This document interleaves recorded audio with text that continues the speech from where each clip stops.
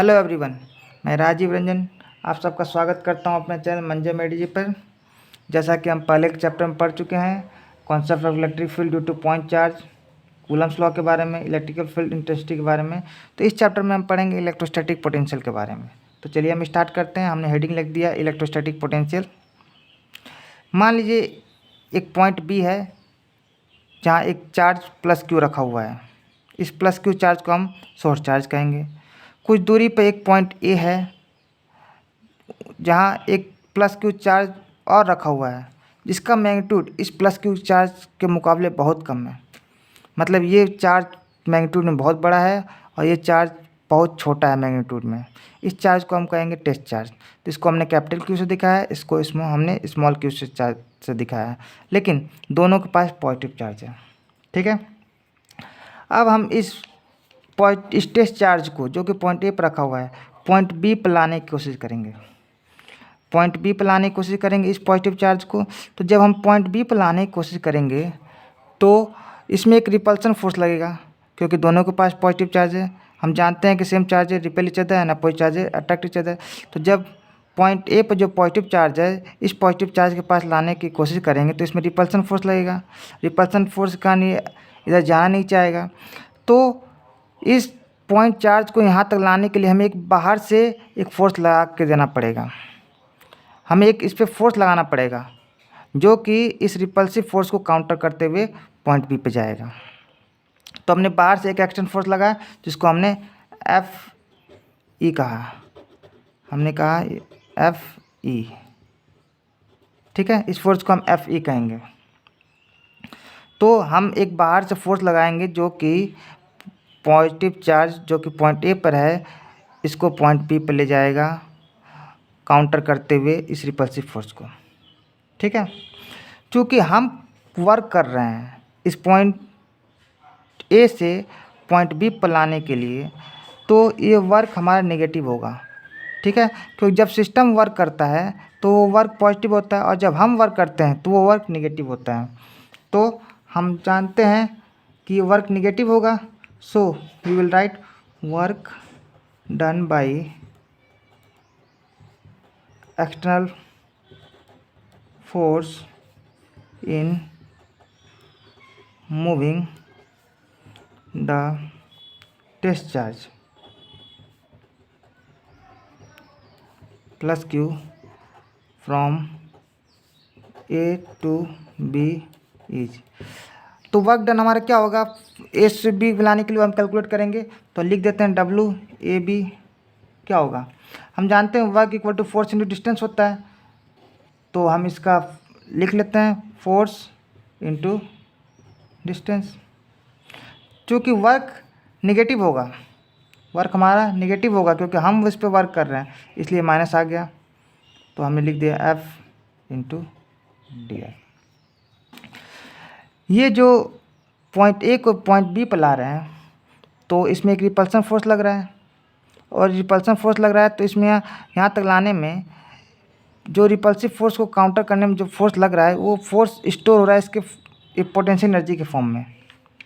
मतलब ए से जो बी तक ला रहे हैं, जो हम इसको काउंटर करते हुए रिपल्सिव फोर्स को ला रहे हैं, तो इसमें वर्क लग रहा है एफ डी आर। ये वर्क स्टोर हो रहा है इसमें पोटेंशियल एनर्जी के फॉर्म में। किसके फॉर्म में? पोटेंशियल एनर्जी के फॉर्म में। ठीक है, चूँकि हम इस पॉइंट ए को तुरंत तो यहाँ ला नहीं देंगे, हम स्टेप बाय स्टेप में लाते हैं। पहले यहाँ आया होगा, फिर यहाँ आया होगा, फिर यहाँ आया होगा, फिर यहाँ आया होगा। इसका मतलब ये है कि पोटेंशियल एनर्जी जो यहाँ डेवलप हुई होगी फिर यहाँ डेवलप हुई होगी, तो जो पोटेंशियल एनर्जी यहाँ डेवलप हुई होगी वो इसके मुकाबले ज़्यादा होगी, क्योंकि हमें ज़्यादा फोर्स लगाना पड़ा होगा। तो पोटेंशियल एनर्जी यहाँ ज़्यादा होगी। तो जितना हम पॉजिटिव चार्ज के पास आएंगे उतना पोटेंशियल एनर्जी ज़्यादा डेवलप होगा। तो हम लिख सकते हैं कि जो पोटेंशियल एनर्जी जो होगी ये डिफरेंस होगी you B minus U A की। ठीक है, और जो चार्ज है जो हमेशा फ्लो करता है from higher potential to lower potential. ठीक है, जैसे ही इस चार्ज को हम यहाँ ला के छोड़ देंगे, यहाँ हमने फोर्स लगा के यहाँ ला के छोड़ देंगे और फोर्स हटा देंगे, तो ये तुरंत रिपल्सिव करके ये दूर भाग जाएगा। ठीक है, क्योंकि और वो पोटेंशियल एनर्जी काइनेटिक एनर्जी के फॉर्म में बदल जाएगी। ठीक है, तो इलेक्ट्रिक पोटेंशियल डिफरेंस को हम लिख सकते हैं, हेडिंग डाल देते हैं इलेक्ट्रिक पोटेंशियल डिफरेंस। तो इलेक्ट्रिक पोटेंशियल डिफरेंस को हम कैसे डिफाइन करेंगे, तो लिखते हैं electric potential difference between any two points B and A in electrostatic field is defined as the amount of work done in bringing a unit positive charge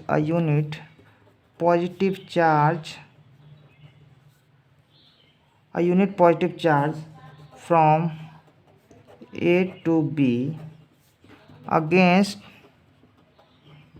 the electrostatic force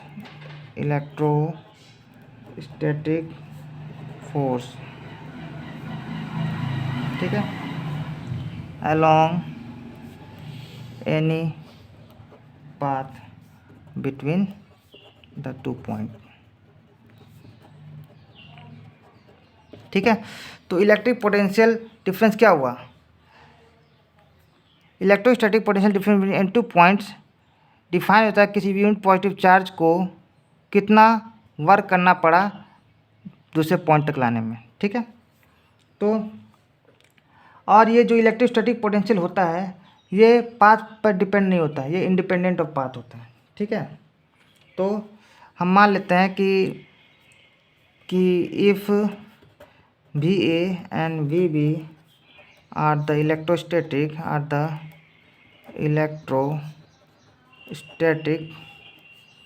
potential at A and B respectively है, then delta V क्या होगा, इन दोनों का difference होगा।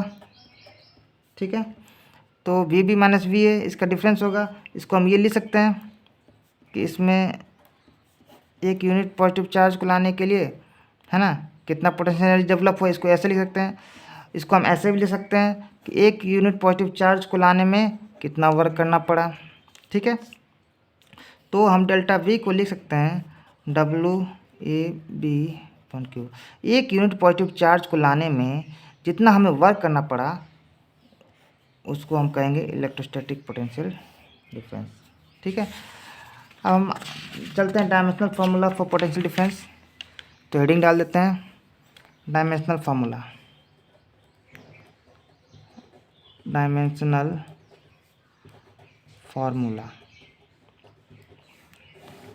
Formula क्या होगा इसका, dimensional formula किसके लिए है, फॉर पोटेंशियल डिफरेंस।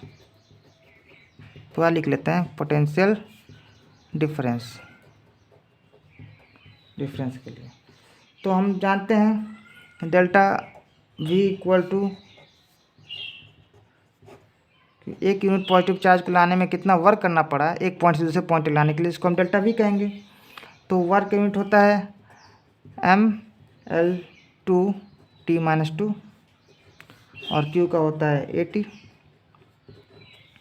तो ये बना mL/2T-3A-1। ठीक है, तो the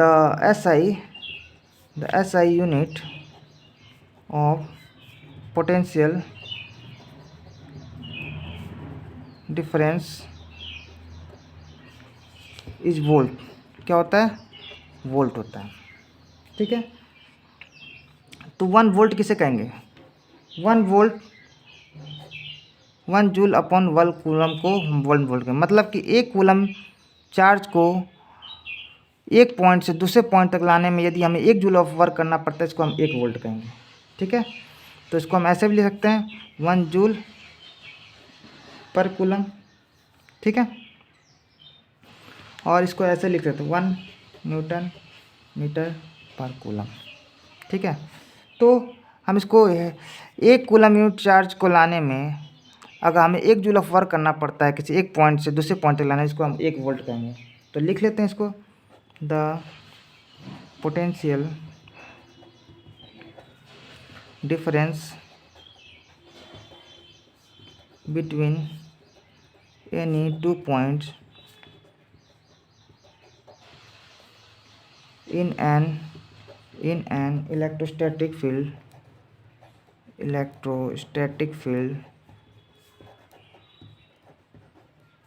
is said to be 1 volt when 1 joule, जैसा कि हमने ऊपर बताया ना कि 1 joule of work is done in moving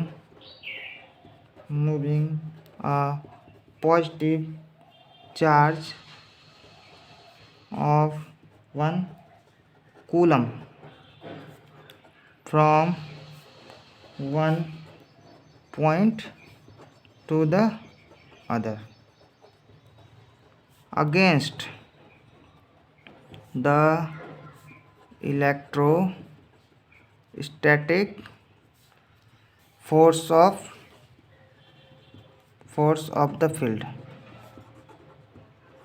ठीक है, the potential difference between any 2 points in electrostatic field is said to be 1 volt when 1 joule of work is done in moving a positive charge of 1 coulomb from 1 point to other against electrostatic force. यदि किसी 1 coulomb of charge को एक point से दूसरे point तक लाने में यदि हम 1 जूल ऑफ वर्क करते हैं, उसको हम 1 वोल्ट कहेंगे। ठीक है, अब हम आगे चलते हैं, हेडिंग डालते हैं इलेक्ट्रोस्टैटिक पोटेंशियल। इलेक्ट्रोस्टैटिक पोटेंशियल, ठीक है, तो पहले डिफिनेशन लिख लेते हैं। Electrostatic potential at any point in electrostatic field is defined as the amount of work done in bringing a unit positive charge from infinity to that point। ठीक है, अब देखिए इसमें हम क्या कर रहे हैं कि एक हमारा किसी यहाँ पर कोई पॉइंट चार्ज है, यहाँ पर कोई पॉइंट चार्ज है, और हमारे एक स्पेस में कोई इन्फिनिटी में हमारा एक और कोई ये इन्फिनिटी है, स्पेस है, यहाँ हमारा एक कोई और पॉजिटिव चार्ज है। इस पॉजिटिव चार्ज को इन्फिनिटी से इस पॉजिटिव चार्ज तक लाने में जितना वर्क करना पड़ेगा, ठीक है, उसको हम कहेंगे इलेक्ट्रोस्टैटिक पोटेंशियल। किसी पॉइंट चार्ज को इन्फिनिटी से इस पॉइंट चार्ज तक लाने में जितना वर्क डन करना पड़ेगा, उसको हम कहेंगे electrostatic potential. And electrostatic forces are conservative in nature, ठीक है। और एक बात है, if we move along the electric field the electric potential decreases. If we move along the electric field, अब इलेक्ट्रिक फील्ड की दिशा में मूव करेंगे, ठीक है, तो जो इलेक्ट्रिक पोटेंशियल होगी वो डिक्रीज करती है, potential decreases and vice versa. Okay, अब हम डिराइव करेंगे electric potential due to point charge. ठीक है, अब हम डिराइव करते हैं electric potential due to a point charge. ठीक है, जैसे कि हम जान चुके हैं इलेक्ट्रिक पोटेंशियल कि एक किसी यूनिट पॉजिटिव चार्ज को इन्फिनिटी से लाने में जितना वर्क करना पड़ता है उस पॉइंट तक लाने में उसको हम कहेंगे इलेक्ट्रिक पोटेंशियल। ठीक है। तो मान लीजिए कि हमारा एक पॉइंट ओ है, ठीक है, ओ है, और यहाँ एक कोई पॉइंट पी है, ठीक है, पॉइंट पी है, और यहीं हमें निकालना है कि कितना पोटेंशियल लग रहा है ड्यू टू पॉइंट चार्ज, ठीक है। मान लीजिए इसकी दूरी हमें आर है,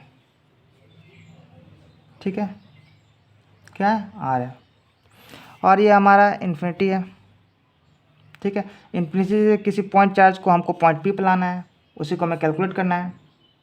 तो जब हम इन्फिनिटी से किसी पॉइंट चार्ज को यहाँ लाएंगे तो इसके बीच में कोई पॉइंट मान लीजिए ए है, ठीक है, कोई पॉइंट ए है सम इंटरमीडिएट डिस्टेंस पर, तो ओ ए की दूरी हम मान लेते हैं एक्स है, वो ए की दूरी क्या मान लेते हैं, एक्स मान लेते हैं,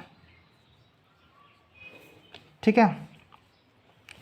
तो जो इस पे ई जो लग रहा है इलेक्ट्रोस्टैटिक फोर्स, वो हो जाएगा 1/4πε0 Q/x², ठीक है। आपको समझ में आ रहा है क्या कर रहा हूँ मैं।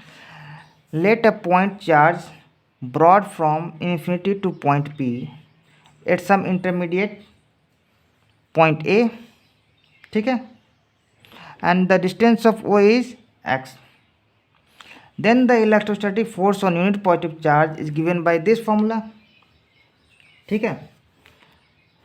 Let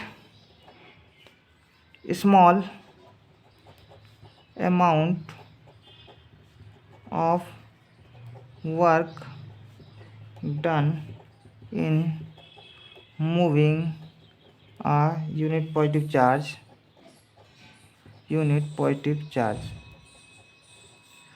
from